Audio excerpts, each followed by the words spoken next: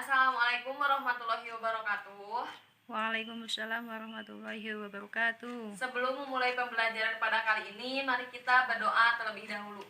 Berdoa mulai.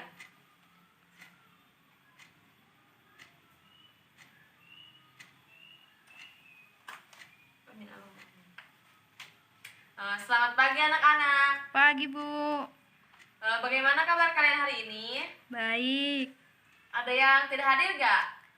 Hadir semua, Bu. Alhamdulillah ya kalau hadir semua. Perlu ibu absen atau apa tidak? Perlu, Bu. Oh ya sudah, ibu absen dulu ya. Dewi Ratnasari, Hadir.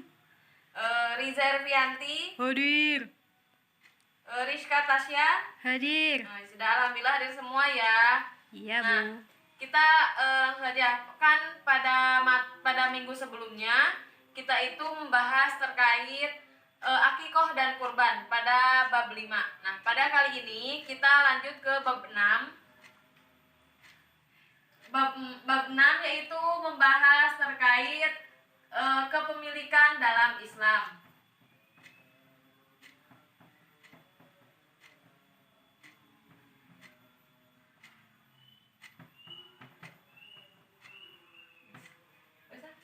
Nah, sebelumnya kan sudah Ibu tulis lah. Jadi bab 6 ini kita mempelajari tentang kepemilikan dalam Islam. Menurut bahasa, kepemilikan dalam Islam ini adalah milkun. Apa sih milkun itu?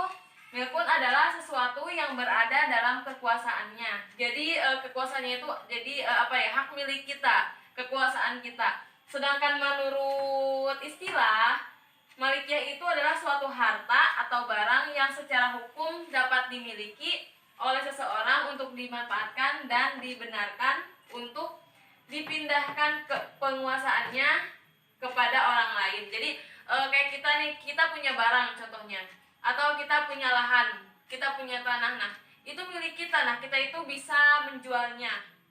Kita itu bisa menjualnya atau diberikan kepada orang lain seperti itu.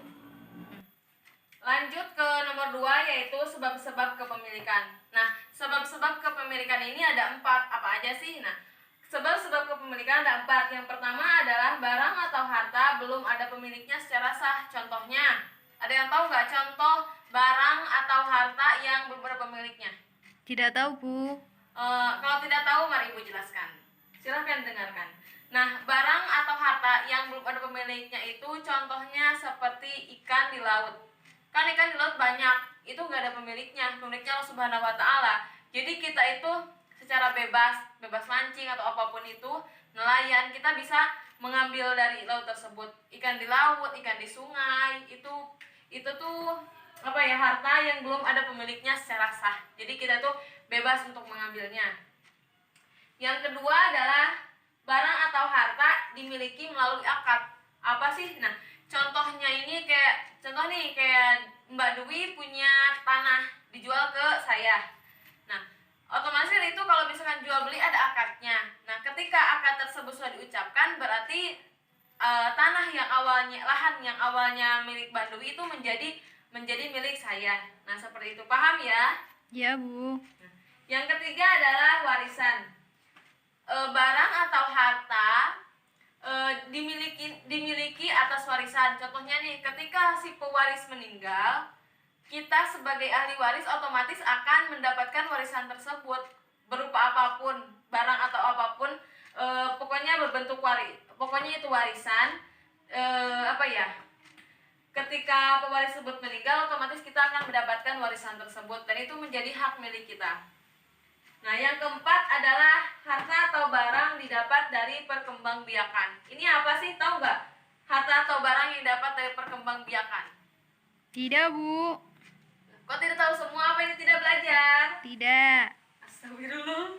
Nah, harta atau barang yang didapat dari perkembangbiakan ini tuh contohnya kayak seperti kita kan mengembala kambing, mengembala sapi atau apapun lah, atau kita itu ayam. Nah, ketika si ayam tersebut, sapi tersebut, kambing tersebut itu beranak atau ayam itu bertelur, nah si anaknya itu tersebut itu kan menjadi banyak ya. Jadi kan harta atau anak sapinya tersebut atau anak kambing, anak ayam itu tersebut didapatkan dari perkembangbiakan tersebut. Jadi harta atau barang yang dapat dari perkembangbiakan atau anak sapi, anak kambing tersebut itu berarti didapat dari perkembangbiakan dan itu menjadi hak milik kita. Seperti itu. Yang ketiga, kita lanjut ke macam-macam kepemilikan. Macam-macam kepemilikan ini ada 3. Yang pertama adalah kepemilikan pribadi. Contohnya seperti apa sih kepemilikan pribadi ini? Contohnya kayak seperti rumah, mobil, motor, apapun itu pokoknya kepemilikan pribadi. Kan kita kalau misalkan hak milik kita itu mempunyai kalau contohnya rumah, kita ini memiliki apa sih? Akta, ya kan? Akta rumah. Kalau kita memiliki tanah, akta tanah gitu kan. Kepemilikan pribadi. Yang kedua adalah kepemilikan publik. Ada yang tahu nggak? Kepemilikan publik itu apa aja? Rizka Tasya tahu nggak? Enggak, Bu. Ya sudah, Ibu sebutkan. Kepemilikan publik ini contohnya kayak seperti jalan raya, laut, itu kan publik ya. Jadi kita itu dapat menggunakannya, kita dapat memilikinya secara publik, jadi bersamaan dengan orang lain. Yang ketiga adalah kepemilikan negara. Nah, kepemilikan negara ini contohnya kayak apa? Kayak contoh sekolah negeri, terusan gedung pemerintahan, kayak hutan milik negara kan banyaknya hutan milik negara. Nah, itu tuh contohnya kepemilikan negara. Yang selanjutnya adalah hikmah. Hikmah yang kita dapatkan dari mempelajari tentang kepemilikan dalam Islam. Yang pertama adalah terciptanya rasa aman dan tentram dalam kehidupan masyarakat. Kenapa bisa terciptanya rasa aman dan tentram? Karena ketika kita memiliki sesuatu dan ada hak miliknya, jadi nggak ada rebutan lagi gitu loh, karena sudah ada pemiliknya masing-masing. Yang kedua adalah terlindungnya dari hak-hak individu secara baik. Nah, kayak seperti tadi. Jadi ya sudah, ini tuh sudah menjadi hak milik seseorang. Jadi orang lain itu tidak dapat menggugatnya. Apalagi ada bentuknya. Yang ketiga adalah menumbuhkan sikap kepedulian terhadap fasilitas umum. Nah, kan kepemilikan ini ada kepemilikan publik sama kepemilikan negara. Nah, ketika rasa peduli terhadap fasilitas umum, otomatis apapun yang umum kayak kepemilikan publik, kepemilikan negara itu akan terjaga dengan baik karena kita memiliki sikap tersebut. Nah, seperti itu. Kita tadi sudah mempelajari tentang kepemilikan dalam Islam. Yang pertama kita mempelajari tentang pengertian kepemilikan. Yang kedua adalah sebab-sebab kepemilikan. Yang ketiga macam-macam kepemilikan. Yang keempat adalah hikmah kepemilikan. Nah, dari keempat macam tersebut, dari keempat yang sudah kita bahas, apakah anak-anak sudah paham terkait materi yang sudah Ibu jelaskan? Sudah, Bu. Apa ada yang ingin ditanyakan enggak?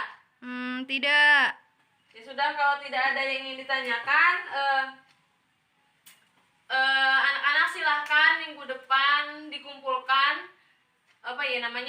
ulangan halaman 75 sampai 77. Untuk mengakhiri pembelajaran pada kali ini, mari kita baca hamdalah bersama-sama. Alhamdulillahirabbil alamin. Assalamualaikum warahmatullahi wabarakatuh.